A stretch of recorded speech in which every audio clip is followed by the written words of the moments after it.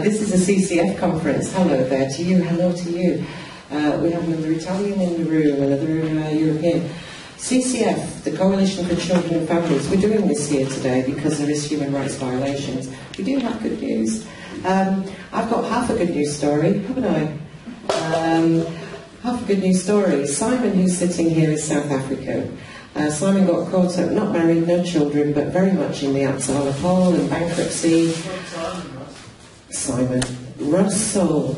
Wow, where did I have got Simon in my brain? Russell, how can I forget you? I know you're not human, but I should, you still have a name, huh?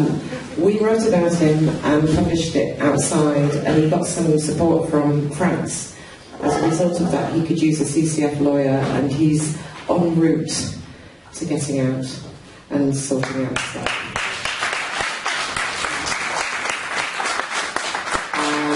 There are a few people not in this country which came from a little bit of help from CCF, but I probably can't talk about those too much, but yes, there are some people helped. And there are some other people that have been rescued and saved along the way, which we can't publish often, but we do help.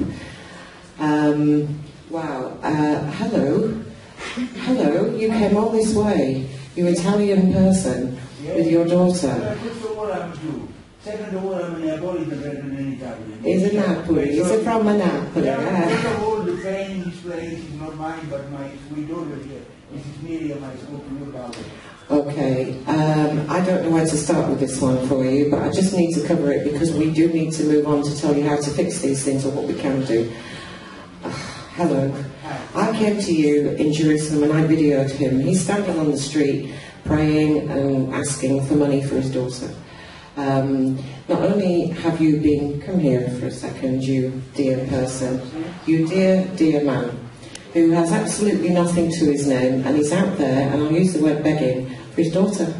Not content that the system bankrupted you, ruined you, there's no words for what they've done. Let's say that all the 70s at one, first of all, shalom, it's over. Oh, you good, you man.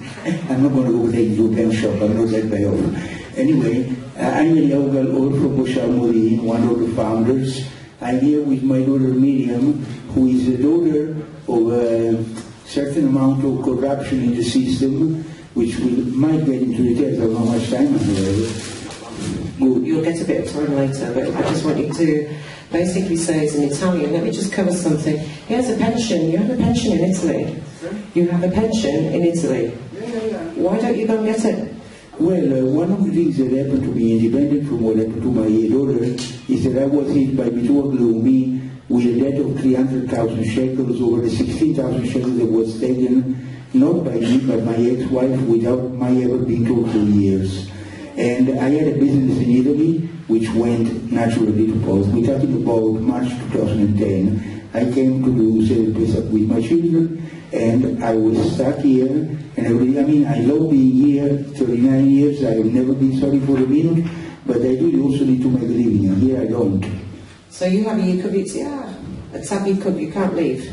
I can't leave, and I can't drive a car, and I've been offered many good jobs which require the company car that they give me, and I can't take those either. Right now my debt has skyrocketed to 2 million, and among other things, there are some laws passing on in the Knesset, but they keep on passing laws like that. So far as I know, like 20, 30 years that they keep on shooting the crap, excuse the language, and nothing ever happens. The same thing I could say about legalization of cannabis. I have a broken neck, I'm in constant pain, and I can hardly sleep, but I have been put through a gauntlet for over a year without ever getting a prescription. We can't do cannabis in this particular conference. Listen, stay with me. I just thought I can read out as an example of the system. I'll tell you a lot more. There's a man here named Meir Green. I don't know if he came. I met him on Facebook. He's also very desperate because his wife has blocked him completely. Okay, I'm going to talk to you in a while. It's very hard for people to get stories out about the lessons, you know. The reason he's here is because he's a dad. Actually, he's the dad of somebody who's in trouble. Aaron, did you want to say one thing before we move on or not? No. You're American. How many Americans did I say I have in this room right now? Are you aware, let me tell the UN camera, that there's a government warning on the American travel page warning Americans not to come here because they may be held involuntarily for long periods of time due to any domestic disputes they have. So what you're all doing here, you got the warning. I never got a warning from my page, and they still let me out. Mariana, I just want to point out that Israel is signatory to the Human Rights Heart Convention, which specifically says that you cannot hold a citizen, never mind a non-citizen or dual citizen, in a country against its will. Israel is signatory to all sorts of things which we're going to talk about, but it doesn't mean a damn thing. David, Guy. Come down. Okay, do you want to know what to do about it? Would you like to do something about this? Great. You have no remedies in Israel, so just accept that you have no remedies. You can fight for years like Raphael, and you're going to end up at the end with nothing. You'll end up, with nothing. For the most part, 99% of you won't win. I'm saving you for later, trust me. You won't win because we're going to cover the rights of the child. So why not fight from abroad? Okay? Let's see what we can do. It's over to